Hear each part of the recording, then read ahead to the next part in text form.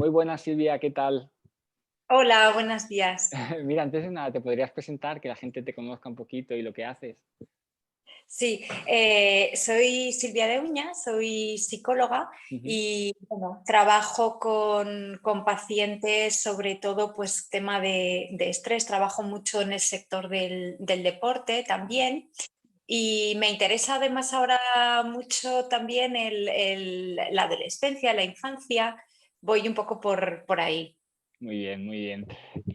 Mira, me gustaría hablar contigo en esta entrevista sobre salud mental, ¿no? Yo creo que es un tema bastante recurrente y más en la época ahora, ¿no? Que también se escucha como mucho, ¿no? Esto de salud mental. No sé si es bueno o malo. Por un lado, ¿no? Hay cada vez más gente que necesita, ¿no? Pues acudir a un psicólogo o una psicóloga sobre este tema, pero también, claro, en el otro sentido, ¿no? También se escucha más, pues porque hay más casos, ¿no? Y es un poco, entonces, ahora mismo, ¿tú notas que haya más casos, ¿no? De gente que necesita acudir a psicólogo o psicóloga respecto a la salud mental?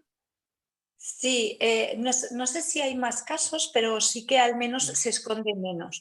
Vale. Durante muchos años ha habido como mucho estigma Ujú. sobre acudir a un psicólogo. Se relacionaba el acudir a un psicólogo con un problema, realmente que había una patología. Claro. Y hoy en día el psicólogo está visto de otra forma, ¿no? Parece que no está tan... el acudir al psicólogo no es porque estés loco, sino porque es una persona que a lo mejor te puede dar herramientas, Ujú. recursos, que muchas veces las personas ya lo tienen, Claro. pero no se dan cuenta o no saben aplicarlo en la situación que toca. Entonces, este es un gran reto Ujú. para la Organización Mundial de la Salud. Sí que estamos viendo que la mayoría de las bajas laborales en los trabajos son a causas de estrés y ansiedad. Y esto, pues bueno, sabemos que tenemos que implicarnos también con los trabajadores de las empresas. Si evitáramos o si promocionáramos la Ujú. salud mental en las empresas, habría muchas menos bajas laborales. La gente sufriría menos, rendiría más y bueno, todos más contentos. Pues sí, la verdad que sí. Porque claro, ¿tú crees que ahí falla un poco, ¿no? El sistema de trabajo que tenemos actualmente? Quiero decir, no sé, al final implica, ¿no? Mucho estrés, como tú dices, una vida personal a la que no llegas, ¿no? Porque al final lo que haces es priorizar, ¿no? Te lo digo incluso por experiencia, ¿no? A veces, pues, más trabajo que dedicar tiempo a mí mismo, ¿no? O sea, ¿tú crees que falla algo?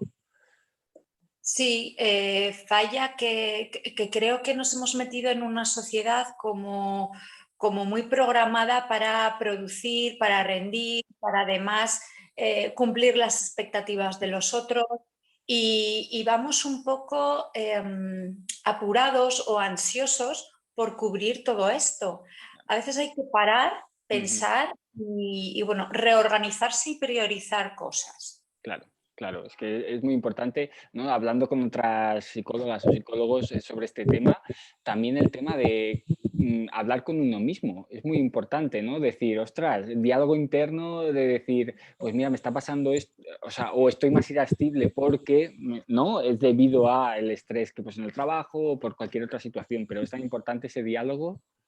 Claro, de lo primero que nosotros trabajamos con los clientes es Ujú. eso, es percatarnos, percibir el diálogo que llevamos con nosotros mismos. Y si es un diálogo que es preocupante, que es Ujú. exigente, que es ansioso, pues posiblemente vayamos a generar ese tipo de emociones. Y esto es una cosa que es verdad que influye mucho. Esa autoexigencia que se pone mucha gente repercute mucho en ese diálogo. Claro, porque Silvia, tú decías, hablabas, ¿no? Sobre todo en el trabajo, pero ¿hay en otros aspectos en la que la salud mental se ve afectada, no solo en el trabajo, respecto, porque sé, las relaciones personales también, supongo? Claro, en función también pues en el deporte se ve, Claro, claro. las relaciones de pareja Ujú. también, se ve mucho ese autodiálogo. Muchas veces cuando percibimos esto pensamos, o sea, nos damos cuenta, ¿no? que nos hablamos a nosotros mismos, Ujú, posiblemente como no le hablaríamos a una persona a la que apreciamos, ¿no? ujú, Y, y esto es interesante también cuando ellos se dan cuenta de claro, cómo le diriges esto a una persona a la que quieres. Posiblemente no le hablarías así. O si una persona te hablara como te estás hablando tú, posiblemente no la tendrías como amigo. es verdad, totalmente. Claro, porque Silvia, ¿tú crees que a qué se debe, no? Que a veces, bueno, claro, debe haber múltiples factores, ¿no? Muchas variables, pero al final es verdad que nos autoexigimos de una manera exagerada, ¿no? También el hecho de que nos hablemos mal a nosotros mismos, pues cualquier cosa que haces mal, pues ya pues eres un idiota. ¿Por qué hay ese diálogo interno tan cruel con nosotros mismos? Bueno, de alguna manera lo hemos aprendido a lo Claro, largo de nuestra historia de aprendizaje, de nuestras relaciones tempranas, qué importante es esas primeras experiencias con las ujú, figuras de apego que tenemos, porque, y es un tema súper bonito el tema de las figuras de apego, porque en base a esas relaciones luego va a influir mucho las relaciones que tenemos durante la adolescencia y la edad adulta. claro, Y entonces, bueno, pues en función de las figuras con las que nos hemos relacionado, en qué ambiente nos hemos desarrollado, cuáles son las creencias que tenemos, todo esto influye. Hay un sustrato, por así claro, decirlo, que luego repercute mucho en ese diálogo y en los pensamientos automáticos, ¿no? claro. Que cuando voy a enfrentarme a una situación, a lo mejor es una situación que es complicada, que requiere más recursos de los que yo me pienso, Ujú, eh, cómo me enfrento a esa situación. Y yo esto lo trabajo mucho, ¿no? De cómo te enfrentas, por ejemplo, a una situación difícil o a un cambio. ¿Te enfrentas con preocupación o te enfrentas con alegría, con ilusión y sabiendo que puede ser un reto? un reto, ya. Claro, porque tú lo hablabas y yo creo que aquí es clave y antes me decías, ¿no? Que también te interesaba tema infancia y adolescencia. Claro, esto debe venir un poco, quizás a veces, ¿no? No sé, a lo mejor hay algo, a gente que ha pasado infancia y adolescencia relativamente bien, por decir bien, que no sé, que salga todo perfecto y todo bien, es un poco relativo, pero y cuando llega la etapa adulta, pues de alguna manera explota, ¿no? Pero es verdad que, ¿no? Infancia y adolescencia son periodos clave, ¿no? En este sentido de trabajar la salud mental y es Claro, tendemos a pensar que los niños lo soportan todo, claro. que los niños son muy plásticos, y es verdad, tenemos esa Ujú, ventaja, ¿no? Esa enorme plasticidad que tienen o sea, facilita que se puedan adaptar a diferentes ambientes. Pero, pero el que se sepan adaptar no significa que no lo pasen mal, ¿no? Y luego, pues bueno, pues queda un poco escondido, un poco como en esa memoria implícita, más emocional, que luego a la larga, cuando son mayores y cuando son adultos, de alguna forma sale. claro. Cuando un niño o un adolescente ha vivido situaciones pues, que tienen mucha carga emocional, Ujú, situaciones muy duras, con mucho estrés, como que integras todas esas experiencias de forma un poco fragmentada, ¿no? Y entonces, a la larga luego, pues eso, cuando son adultos, pues tienes una reacción que dices, uy, esta ya, reacción, ya. ¿de dónde sale, no? Pues bueno, hay Puede muchas ser que venga situaciones de que vienen de ahí. Me estoy refiriendo pues a situaciones, pues eso, de maltrato, de claro. abusos, quizás de desapego Ujú, con estas figuras significativas de las que claro, hablábamos antes. Esto claro. afecta. Esto afecta, claro. Porque, es que también hablando, pues, con otras personas sobre este tema, claro, evidentemente, ¿no? Hay situaciones y situaciones, ¿no? El tema, pues, es lo que tú dices, ¿no? Los traumas, maltratos, evidentemente estos son casos muy, muy fuertes, pero incluso a veces exigimos, lo que tú decías, ¿no? A los niños y niñas, que estén eso, 8 horas sentados, que estén, que estudien, es verdad, ¿no? Pues el hecho de los hábitos es importante, pero que estudien 2 horas al día después de estar 8 horas sentado. Y eso no, un adulto, a mí me hacen hacer eso ahora mismo y no lo haces. O sea, es fuerte cómo exigimos a los niños, ¿no? Totalmente de acuerdo. Y el juego es muy, muy importante en Claro. la edad infantil, Ujú, porque jugando aprenden muchas cosas. a relacionarse, a solucionar problemas, a tolerar la frustración, a tolerar la incertidumbre. Es que son cosas que son mucho más importantes para la Ujú. vida que las matemáticas. Y lo que dices tú, hay una sobrecarga. Sí, O sea, nos empeñamos mucho en que sean niños productivos, en claro, eso, que saquen buenas notas. Y bueno, pues eso al final se aprende, ¿no? claro. Pero cómo se socializan, por ejemplo, Uf, hay etapas en la infancia que son mm, como si dijéramos etapas que si no has aprendido determinadas cosas en ujú, esa edad, ya no se aprenden. claro, Y luego, bueno, con todos los problemas luego de adaptación, de autoconcepto, de autoestima que lleva claro. eso.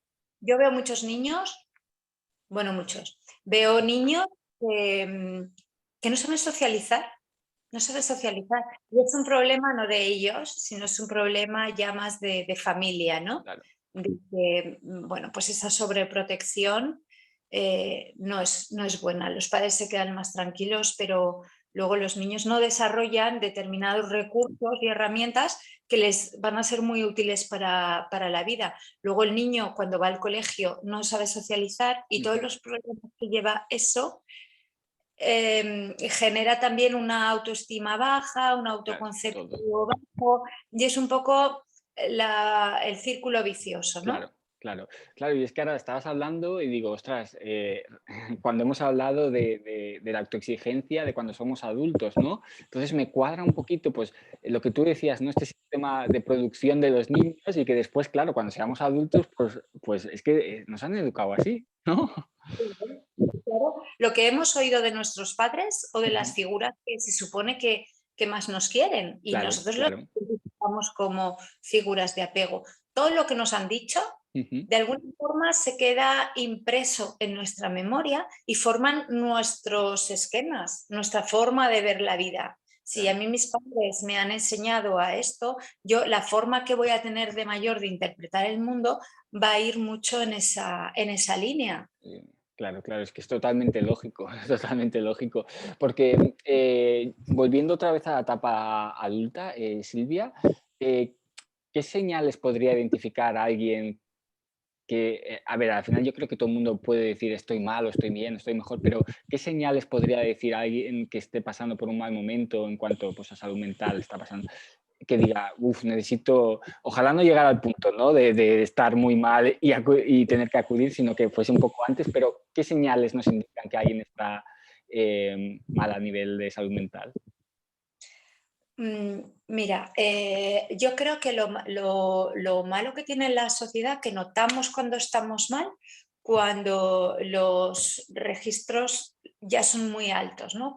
Claro, Cuando como, los síntomas son muy exagerados, ujú, porque se nos ha lanzado mucho el mensaje de hay que ser fuerte, puedo con uf, todo, eh, puedes, todo eso. Entonces, ¿qué pasa? Que a veces nos está avisando el cuerpo de que algo no va bien claro, a través de todos esos mensajes como que evitamos sentir eso o no le hacemos caso. Bueno, estoy ansiosa, pero como puedo con todo, como si quiero puedo, como... ay Entonces, Dios.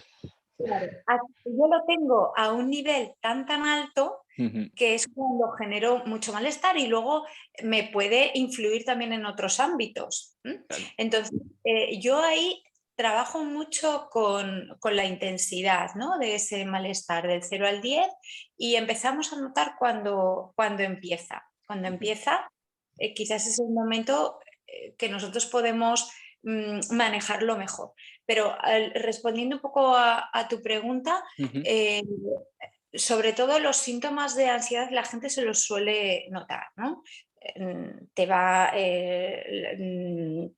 la tensión muscular, pensamientos de duda, de incertidumbre, de preocupación, el ritmo cardíaco parece que vamos como acelerados, acelerado. empezamos a sudar, empezamos a evitar situaciones, o sea, todo el malestar de la ansiedad se nota en tres ámbitos, ¿no? En las conductas, también un poco la experiencia subjetiva, ¿no? Ujú, De dudas, de pensamientos del no puedo y en estado fisiológico también, lo que le pasa a tu cuerpo. Y es muy importante reconocer ¿Cómo siento yo la ansiedad? Cada persona manifiesta la ansiedad de una forma diferente. Diferente. Ajá. Y por eso es muy importante conocerse y saber cuándo empiezo. Hay personas a lo mejor que les duele el estómago. "Oh, pues llevo una temporada que no me sienta nada bien". Bueno, a ver, tu cuerpo te está avisando de algo. Otras personas con fracturas o Claro. no duermen bien Mm, o están irritables o están tristes. Entonces, esto es importante también conocer cuáles son mis primeras manifestaciones, qué es lo que me pasa qué le pasa a mi cuerpo y a mi mente cuando hay algo que no va mal. Al final, las emociones sirven para eso, nos están avisando ujú. de algo. Claro. El otro día también lo hablaba con una compañera que dice, es verdad, a veces, porque trabajamos más con niños y adolescentes, somos analfabetos emocionales, pero incluso los adultos, ¿eh? O sea, quiero decir, al final como no se trabaja, pues claro, luego pasan estas cosas que me duele la barriga, tengo contractura, está claro que a lo mejor es por un proceso de ansiedad y hasta lo que tú decías también, hasta que no tengo dolor de espalda, dolor de cabeza, dolor de barriga, no acudo a un profesional a que me ayude, ¿no? Sí, y es cierto, nos falta mucho vocabulario emocional. Cuando le preguntas a la gente cómo está, te suele decir bien o mal, Bien o mal, pero eso bien, es verdad. claro, pero ¿qué te pasa realmente, no? Ujú, Y a veces hay que pararse y es cuestión como vamos un poco con el piloto automático durante todo el día, nadie para a pensar, o sea, claro, paramos a lo mejor por la noche y qué día he llevado, ¿no? ya, claro. Pero, pero bueno, a veces tener esa parada de que me está diciendo esto que estoy sintiendo ahora mismo, porque el querer evitar esta situación a la que me voy a enfrentar, ¿qué me está diciendo, ¿no? Y creo que eso es un espacio que deberíamos tener desde pequeños. Por eso yo también me quiero dirigir ahora un poco más hacia la infancia y adolescencia, Ujú. porque creo que son cosas que se deberían aprender desde ahí, Desde ahí. y Sí, sí, nos ahorraríamos muchas preocupaciones y mucho malestar cuando somos adultos. claro. O sea, tú como receta, ¿no? A ver, receta, que no hay una receta absoluta ni que sirva para todo, ¿no? Pero dirías que el mensaje no es para los papás y mamás y para los profesionales, profesores, profesoras, ¿no? Incluso psicólogos y psicólogas, que este tipo ¿no? De trabajo más emocional, pues desde infancia y adolescencia, claro. Y a un adulto, perdona que haga estos saltos infancia, adolescencia, adulto, pero creo claro, a mí me decían el otro día, dice, vale, sí, pero ¿y si no llegamos a la adultez y no se ha trabajado esto cuando somos pequeños? ¿Podemos hacer algo? Sí, claro. El ser humano es increíble para adaptarse a situaciones nuevas y para aprender cosas nuevas. Cuando viene una persona mayor y Ujú. no, es que a mi edad yo ya no puedo, es que soy así, es que yo ya no voy a cambiar. No, Esto se sí, pueden claro. aprender cosas, se pueden aprender recursos, Ujú, herramientas nuevas. A veces, Carlos, simplemente por ser conscientes de cuáles son los sesgos que tenemos o cuál es la tendencia que tenemos, ujú, ya no se utiliza mucho, ¿no?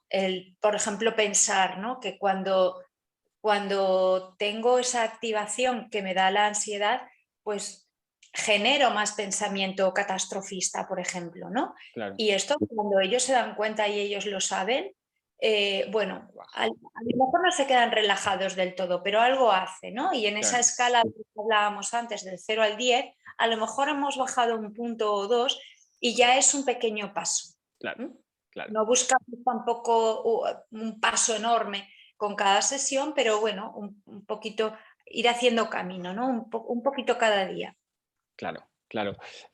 Porque antes hablabas, ¿no? De la importancia de, pues eso, bueno, lo hemos hablado antes también del diálogo interno, pues a lo mejor eso, cuando acaba el día de decir, mira, cómo ha ido el día, ha ido así, ha ido así. Eh, pero ahí, no sé, ¿recomiendas alguna cosa que durante el día a día, yo qué sé, pues podamos hacer para, no te digo no, no, porque a veces hay situaciones que son muy fuertes y no podemos conseguir bajar esa ansiedad, porque pensamos, pensamos y es algo que no tiene solución, pero alguna, no sé, algún consejito que nos puedas dar, Silvia. Mira, yo cuando...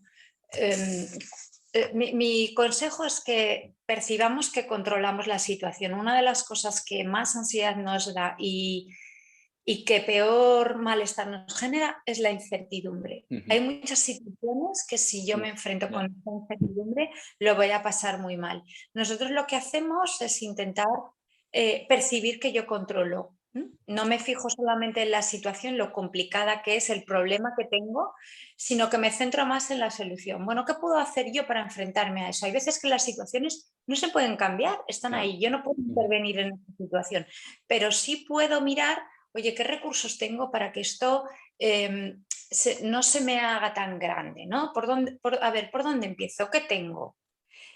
Y cuando yo me centro en mí, en Ujú. esa percepción de qué recursos tengo, qué es lo que yo puedo controlar y qué es lo que depende de mí, parece como que voy cogiendo las riendas de la situación. Y eso, ese control interno, ese locus de control interno, da cierta calma o al menos no genera tanta ansiedad. Perfecto. Genial, pues lo apunto porque también para mí mismo sí que es verdad, que yo, al menos mira, en respecto al diálogo interno, yo eso sí que lo tengo, ¿no? Reflexiono mucho conmigo mismo y es verdad que cuando tú reflexionas y te paras a pensar, pues baja cualquier situación, porque también es lo que tú decías, nos enfrentamos a cosas, yo tengo en mi día a día incertidumbre por todos lados, pues cómo va a avanzar ese niño respecto a cosas más personales, entonces es un caos que al final si no haces eso, yo pienso, la gente que no tiene ese diálogo o esas estrategias, claro, es que debe acabar muy mal. Porque el diálogo, o sea, a veces cuando nos enfrentamos a una situación que nos supone una amenaza, Ujú. eh, el diálogo suele ser dirigido hacia esa amenaza, ¿no? Y bueno, nos podemos, nuestra atención como se dirige más hacia lo que puedo hacer mal, los errores que puedo cometer. Si yo me focalizo, pongo la atención en los recursos que yo tengo, incluso me instruyo, o sea, me doy instrucciones de lo que tengo que hacer, ¿no? El, ¿Cómo le dictarías cómo tiene que actuar una persona? Venga, oye, coge la fuerza, coge la puerta, sal, levanta la cabeza, venga, con dignidad, que esto no pasa nada, que se note que vas seguro, ¿no? Es un poco como el darse instrucciones a uno mismo y eso también, bueno, cuando pasamos a la acción, Ujú. ya también parece como que no nos estamos, que no nos estamos fijando tanto en lo peligroso de la Claro, situación o lo amenazante de la situación. Yo ya estoy focalizándome en cómo lo puedo hacer. A veces cuando, sobre todo con deportistas, nuestro objetivo siempre es fijarnos en la ejecución, lo que yo ujú, puedo controlar, lo que depende de mí y que esa ejecución sea perfecta con lo que yo tengo y con los ya, recursos que yo tengo. claro, Entonces, pues bueno, ya me dirijo hacia allí, me tranquilizo y tengo esa percepción de control que es lo que me da autoconfianza. claro, controlar, ¿no? Esa situación, porque a veces digo, respecto a cosas que ya te digo, yo hablo un poco por mí, pero conozco también casos, pero como estoy yo delante y estoy aquí contigo, pues hablo de mí, de ponerme objetivos que a corto plazo son imposibles. O sea, necesito acotar un poco eso, porque a veces me pongo eso, volvemos con un poco la exigencia de decir, guau, quiero conseguir un objetivo que es tan largo que al final lo que hace es que te desmotiva. Pero los objetivos, puede haber un objetivo muy a largo Claro, plazo, pero hay que dividirlo también en por puntos, objetivos más cortitos que claro. sean asumibles, porque conforme yo voy consiguiendo esos objetivos, pues me hago una evaluación de mí mismo y me genera confianza y me genera también motivación. Si me lo veo tan largo, pues como que no voy nutriendo mi autoconfianza. Y los objetivos pues tienen que ser muy realistas, que sean exigentes, porque es verdad que al ser humano nos gusta crecer, nos gusta Ujú. desarrollarnos, sean exigentes, pero que sean súper realistas, porque si nos hacemos como objetivos demasiado fantasiosos, Claro. nos va a llegar la frustración, tiene que estar Ujú. muy compensado el, el coste con el beneficio, por así decirlo, ¿no? ¿Cuánto me cuesta a mí conseguir este objetivo? Y si va a resultar muy costoso llegar a ese objetivo, lo voy a dejar. Claro, Tiene claro. que ser muy iniciado.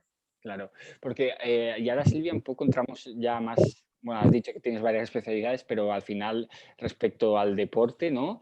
Y esto ya me voy un poco, porque esto ya es a nivel personal que te quiero hacer la pregunta, pero claro, es que yo veo, no sé, por ejemplo, yo qué sé, yo soy de Barcelona, ¿no? Veo ahora el Barça cómo está, pues ya no solo en lo extradeportivo, sino en lo deportivo en sí, y veo, pues eso, una salud mental de equipo, porque no puedo individualizar de equipo, pues muy mal, ¿no? Pues confianza, autoestima, no confían en ellos. Entonces, ostras, ¿cómo afecta, ¿no? La salud mental en el deporte? Muchísimo.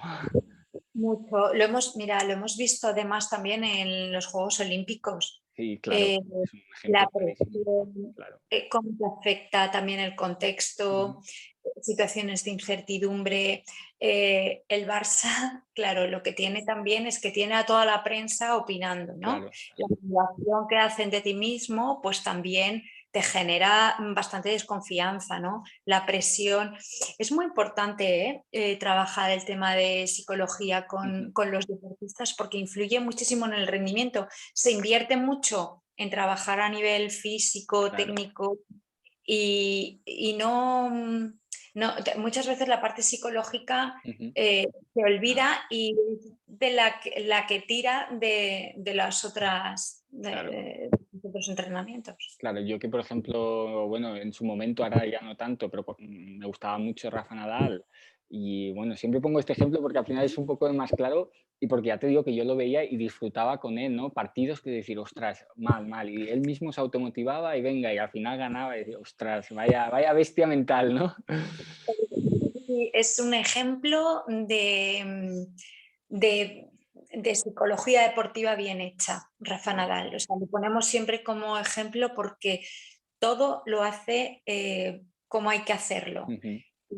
Y bueno, influye mucho el cómo es él como persona y cómo se ha formado, pero bueno, también todas las estrategias y recursos que tiene. Claro, él tiene una, no lo sé si lo sabes esto, tiene una persona detrás que a nivel mental, le va, ¿no? A nivel psicológico le vaya ayudando. Este tío, que es bastante, Vale. no es psicólogo, pero bueno, tiene bastantes cositas así que es bastante interesante creo que lo está haciendo bien. Pero Rafa lo bueno que tiene es Ujú. la percepción de control de la que hablábamos antes, Vale. ¿no? Se da todo a control interno. El qué puedo hacer yo para este problema que se me plantea ahora, pierde un juego, por ejemplo, ¿qué puedo hacer yo para solucionar este problema? Y Vale. se buscan sus recursos internos Vale. y en sus habilidades, más que fijarse en la amenaza que le supone el que, por ejemplo, el rival le acabe de ganar un juego, Claro. que cuando percibimos esa amenaza se pone un poco pues, en situación esa, Ujú. pues eso, de peligro, por así decirlo, Claro. ¿no? Con todo lo que ello conlleva, ¿no? Ujú. Tensión muscular, acelera su ritmo cardíaco, la respiración, la fatiga llega antes, Ujú. el brazo parece que se Cla queda un sí, poco encogido. Entonces, claro. claro, por eso en deportistas es muy importante salir también, pues eso, el escucharse, el saber cuándo esa activación está subiendo y el manejarla cuando es pequeñita. Claro, claro. Em, ¿Tú crees que cada vez más en el deporte se va a escuchar más nuestra parte más de psicología? O lo digo porque, por ejemplo, a raíz de estos casos que tú hablabas, ¿no? De los Juegos Olímpicos, de Andrés Iniesta, que en su momento dijo, ¿no? Pues que pasó por un bache a nivel de depresión, mientras jugaba además. O sea, quiero decir, entonces, ¿crees que esto va a ir a más, a que los deportistas acudan a profesionales como vosotros o va a continuar Sí, como está? sí, y además, bueno, nos viene bien que los deportistas Claro, lo digan, ¿no? mm, sí, publiquen, ¿no? Ujú. El tema de problemas que ellos hayan tenido. Lo ideal, Carlos, sería que no acudieran a un psicólogo porque hay un problema, porque no saben manejar una Claro. situación o porque hay algo muy visible que se les ha venido Ujú. la situación como demasiado grande y han tenido que huir o evitar la situación. Lo ideal sería que se integrara como parte del entrenamiento. Hay una, hay un concepto muy bonito que se llama el concepto de flow, ¿no? Que es un poco el estado óptimo de rendimiento del deportista y cómo llegar a ello, ¿no? No es cuestión de evitar ciertas cosas o trabajar con un psicólogo, o sea, no hay patología, no hay problema, no hay nada, que no es terapia, ¿no? Sino que qué puedo hacer yo, qué herramientas tengo para llegar a ese punto que me hace, al punto óptimo de rendimiento que me hace, pues bueno, jugar los mejores partidos, realizar las mejores carreras y realizar las mejores ejecuciones, ¿no? La psicología del deporte va un poco por ahí, Vale. ahora mismo. Claro, es que ahora me estabas diciendo esto y me acuerdo de un comentario que hice con una compañera tuya, una psicóloga, que decía, al final, ir al psicólogo o a la psicóloga no debemos esperar, ¿no?, a que estemos tan mal, sino querer ir por ser mejor persona, porque a lo mejor no tengo ninguna patología, no tengo nada, pero a lo mejor yendo al psicólogo solo es porque me dé herramientas para que mi vida funcione mejor, ya está, así debería ser el concepto de ir al psicólogo o psicóloga, no estigmatizado como tú hablabas al principio. Totalmente. Incluso hay países, por ejemplo en Argentina, los argentinos tienen como muy interiorizado eso ya, ¿no? Que Claro, van al psicólogo cada, no sé, cada 15 días, cada semana. qué bien. Y no, es simplemente, pues bueno, por reorganizar cosas. Yo, de hecho, tengo algún cliente Ujú. que está bien, no pasa nada, no tiene, no hay ninguna cosa que digas hay que hacer psicoterapia, pero les viene bien el que cada 15 días o cada semana tener un espacio para ellos, porque es el momento en que se escuchan, el Claro, momento en que pueden pensar en lo que sienten, un poco como que se miran para ellos mismos. Diríamos que es un poco como ese autocuidado del que ahora mismo se habla tanto, qué bien. pues entraría un poco por ahí, ¿no? Y bueno, y sobre todo, pues eso, generar recursos o enseñar a la gente que esos recursos ya los tiene. Claro, qué bien. Ojalá cuando escuchen esta entrevista, Silvia, la gente que lo escuche, pues a lo mejor si hay alguien que quiere ir al psicólogo o psicóloga sin esperar a que esté muy mal, acuda a un profesional. Mira, tengo una última pregunta que la he intentado separar porque se va un poco del tema que hemos estado hablando de salud mental. Sí que tiene que ver con salud mental, pero se va un poquito, ¿no? Que me hizo una chica y me decía, ¿cómo cuidar la salud mental cuando convives con familiares o gente conocida que es tóxica? ¿Vale? Ella me hablaba, pues eso, de que convive, no sé si me hablaba de familiares o a lo mejor amigos o amigas, no sé, no concreto del todo, pero que, claro, son gente que es tóxica, que eso está bien que reconozca que es gente tóxica, pero que, ¿cómo podemos cuidar esa salud mental? ¿Qué podemos hacer en esos casos? Vale, ahí sí que quizás necesitan desarrollar más herramientas que unas personas que estén en un contexto menos tóxico. Claro. Y sobre todo, mira, yo creo que es fundamental en eso detectar cuáles son las conductas tóxicas del otro y detectar las dinámicas que se llevan entre ellos. Ujú. Al final es como una especie de juego y, y detectar estas dinámicas y saber no entrar en ellas, porque si entras en ella es cuando te va a afectar. Entonces, sí, podemos tener una persona tóxica al lado que no podemos prescindir de esa persona, ¿no? Pues Claro, porque a lo mejor pues, es mi madre, por claro, ejemplo, ¿no? claro, Entonces, pues, claro, ¿qué hago?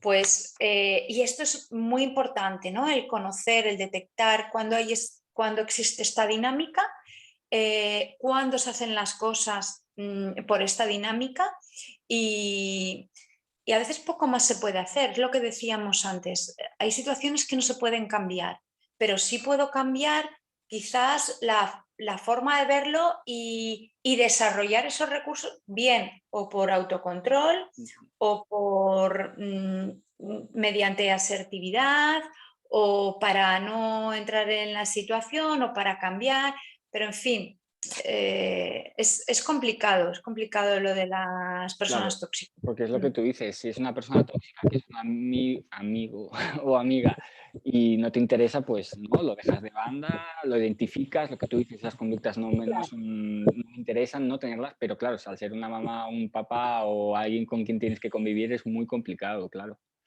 Claro.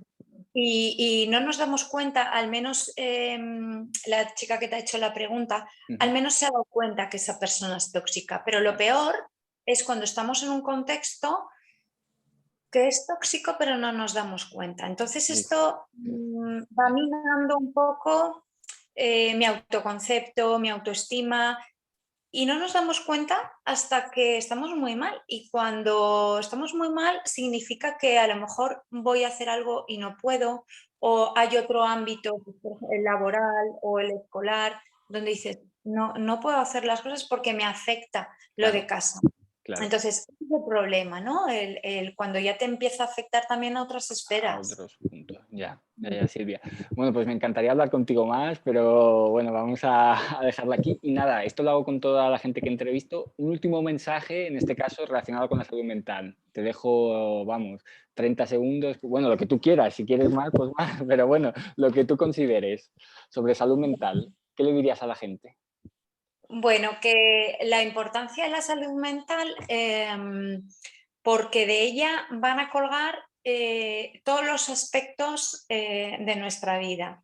Relaciones, o sea, relaciones familiares, laborales, de pareja, cómo no me enfrento a las situaciones, cómo evito las situaciones, todo eso como que riega todo, ¿no? Ujú, Y que no nos pongamos a solucionar los problemas cuando ya sea tarde claro. o cuando ya sean muy grandes, ¿no? Sino que puede ser, pues, eso, ir trabajándolo, ir conociéndonos, ir sabiendo de emociones, ir desarrollándonos en ese plano más personal, ¿no? Creo que es importante. Muy importante. Pues muchísimas gracias, Silvia. Ha sido un placer. Me ha encantado hablar contigo, la verdad. Ha sido muy ameno y se me ha pasado volando el tiempo. Así que, mira, ha pasado 40, digo, va, media hora, pero nada, 40. Y podría hablar más, ¿eh? O sea que muchísimas gracias por todo, Silvia. Contigo también. Venga, pues hablamos. Adiós. Un Adiós. beso, gracias, adiós.